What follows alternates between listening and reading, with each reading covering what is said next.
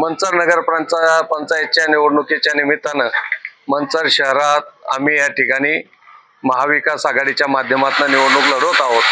यामध्ये शिवसेना उद्धव बाळासाहेब ठाकरे पक्षाचे नगरसेवक पदासाठी 8 उमेदवार उभे आहेत आणि राष्ट्रवादी काँग्रेस पक्ष शरदचंद्र पवार गटाचे नगरसेवक पदासाठी 4 उमेदवार आहेत आणि नगराध्यक्ष पदासाठी माझी मुलगी कुमारी रजनीगंधा राजाराम बानकेले ही उभी आहे।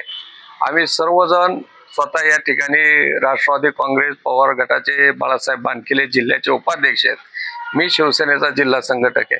आम्ही खूप छोटी माणसं आहोत, तसं पाहिलं तर ते माजी सरपंच, मी माजी पंचायत समिती सदस्य, परंतु या मंचरकरांचा स्वाभिमान टिकवण्यासाठी आणि मंचरकरांना स्वाभिमानानं स्वतःच्या पायावर उभं राहण्यासाठी आम्ही ताकद देत आहोत।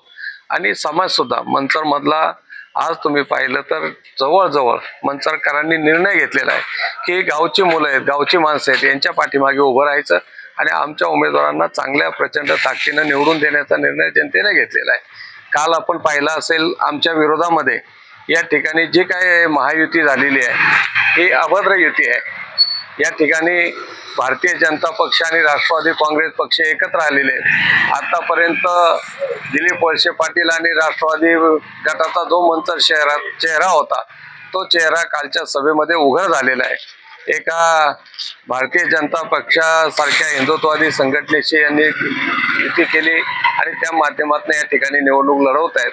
परंतु या प्रचार सभेसाठी त्यांनी जी माणसं बोलवली की राज्याचे माजी मंत्री 5 वेळा 6 वेळा मंत्रिपद भूषवलेले आताचे आमदार आहेत, एका बाजूला 3 वेळा खासदारकी भूषवलेले आणि आता सध्या राज्यामध्ये म्हाडाचं राज्यमंत्रीपद दर्जाचं मंत्रिपद असताना शिवाय महेशदादा लांडगे सारखे भोसरीचे 2 वेळा आमदार झालेले ते विद्यमान आमदार आहेत।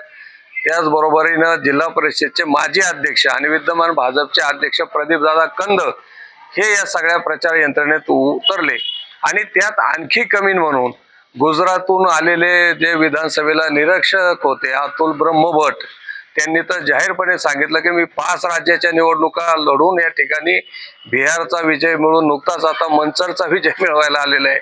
आम्हाला आश्चर्य एका गोष्टीचं वाटतं का एवढी मोठी माणसं बिहारचा विजय मिळून जर मंचर सारख्या छोट्या शहरामध्ये येऊन ताकदपणाला लावत असतील तर याच्यातच आमच्या महाविकास आघाडीचा विजय झालेला आहे असं आम्ही समजतो।